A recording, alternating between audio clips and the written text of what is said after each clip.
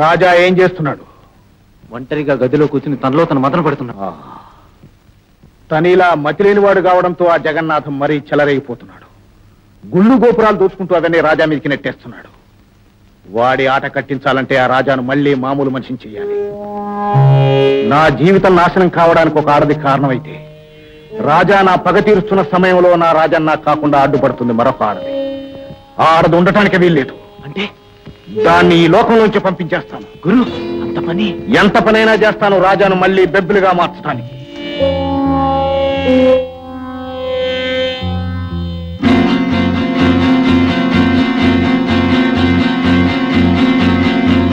శంకర్! అవును గురు, నిన్ను మళ్ళీ మామూలు మనిషిగా చేయడానికి శేషు లలితను చంపడానికి వెళ్ళాడు. శేషు అంత పని సిద్ధపడ్డా? లలిత, లలిత, ఎవరింట్లో? ఎవరది?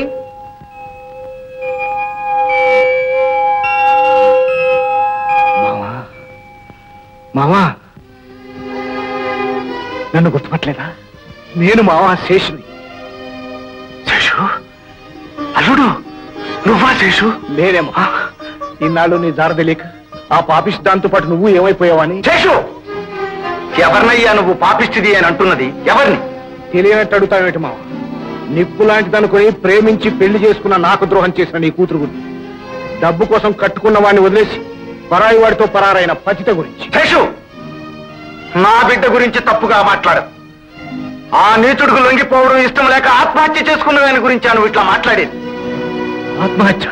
ఏమిటి ఏమిటి మావ నువ్వు చెప్పేది? అవునరా, ఆనాడు నువ్వు ఊళ్ళో లేనప్పుడు ఆ నీచుడు జగన్నాథం మన ఇంటికి వచ్చాడు.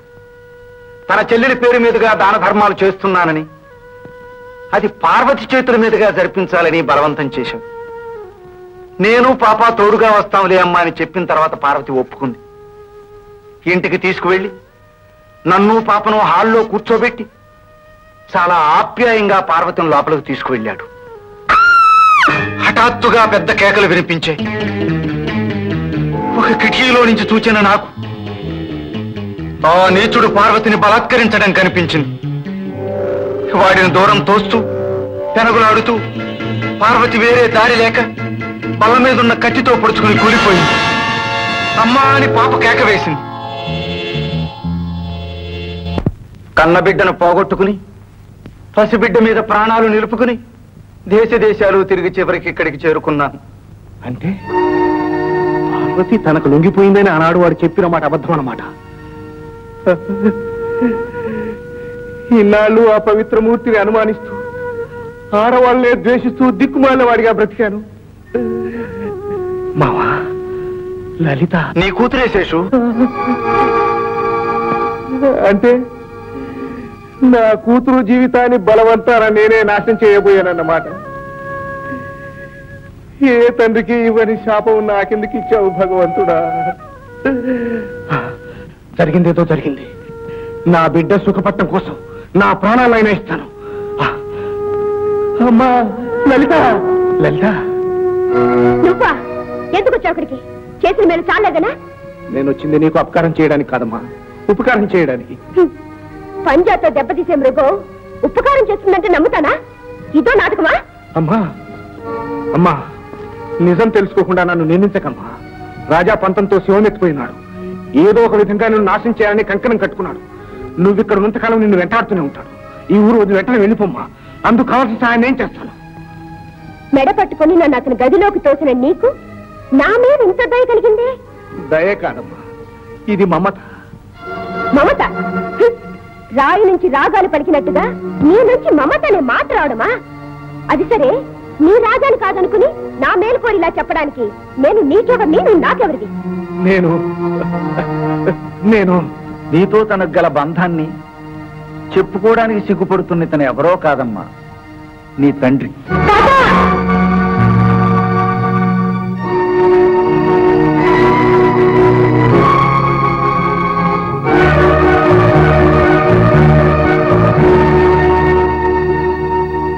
నా తండ్రా? అవునమ్మా, నేను నీ కన్న తండ్రిని. బిడ్డను భార్యను పోగొట్టుకుని విధి చే శపించబడినవాణ్ణి. లలిత, నా మాట వినమ్మా. మనం వెంటనే ఇక్కడి నుంచి వెళ్ళిపోతాం. రామ్మా. అమ్మా, ఆ రాజాని నా మీదకి నువ్వే రెచ్చగొట్టింది. నేను లొంగపోతే నా కన్న తండ్రివైన నువ్వే అతని ఆకలికి ఆహారంగా విసిరావు. అటువంటి వాడివి హఠాత్తుగా నా మేలు కోసం పాటు పడుతున్నావు. ఎందుకని? నేను నీ కన్న కూతున్నని తెలియడం వల్ల, అంతేగా? నేను నీ రక్తం పంచుకు పుట్టానని తెలియగానే ఎక్కడ లేని మమతామ్మానాలు ముంచుకొచ్చాయా?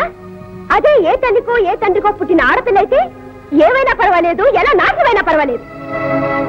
కన్న కూతురి విషయంలో తప్ప మరే ఆడదాని శీలానికి జీవితానికి విలువివ్వని నువ్వు రక్త మాంసాలున్న మనిషివేనా?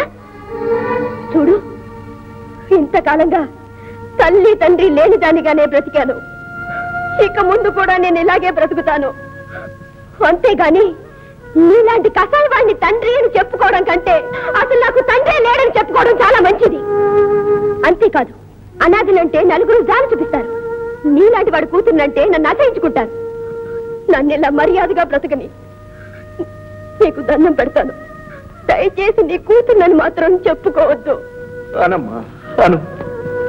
ఎన్నైనా అనటానికి, ఎంతగానైనా నిందించడానికి నీకు అధికారం ఉంది, హక్కు ఉంది. కానీ నాదొక్క మాట వినమ్మా. నువ్వు రాజా నుంచి దూరంగా వెళ్ళిపో. ఆడదాన్ని అనుభవించి వదిలేయనే సూత్రం మీద నేనే అతన్ని ఇంతకాలం నడిపాను. నీ విషయంలో అలాగా ప్రవర్తించాడు. నువ్వు అతని చేతుల్లో చిక్కోకముందే మనం ఇక్కడి నుంచి వెళ్ళిపోదాం. పదమ్మా. అంతగా నువ్వు ప్రాధేయపడి చెప్తున్నావు గనక నా మనసులోని మాట కూడా చెబుతున్నాను, విను. నేను రాజాని ప్రేమిస్తున్నాను.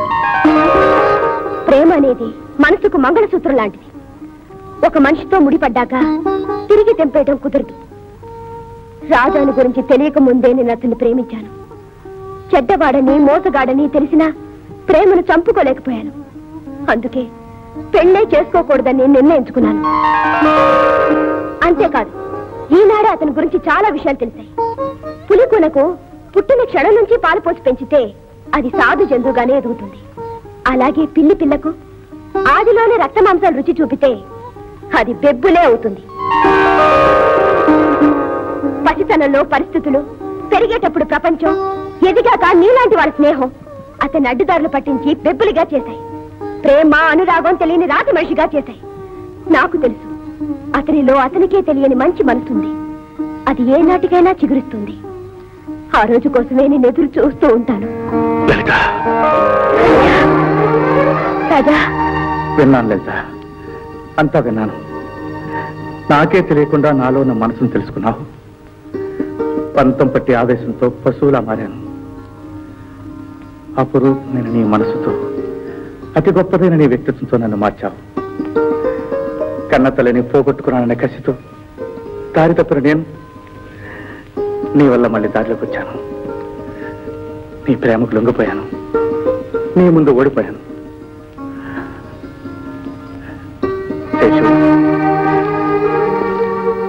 చెడుదారిలో తిరిగే వాళ్ళకి చెప్పుకోలేని ఎదురు దెబ్బలు తగులుతుంటాయి.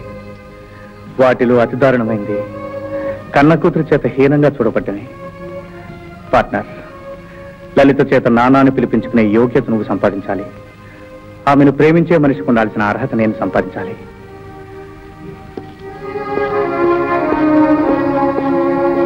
రాజా,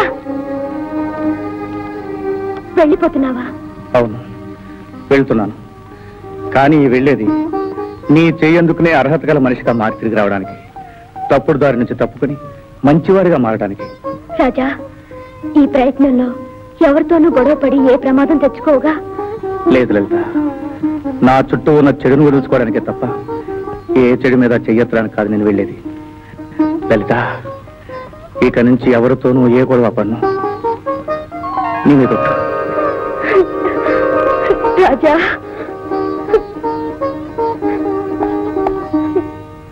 మీరెన్ని చెప్పినా నా మనసు మారదు. ఎవరి మీద చెయ్యెత్తని నేను ఇచ్చిన మాటను తప్పలేను. ఇక నుంచి రాజాను మర్చిపోండి.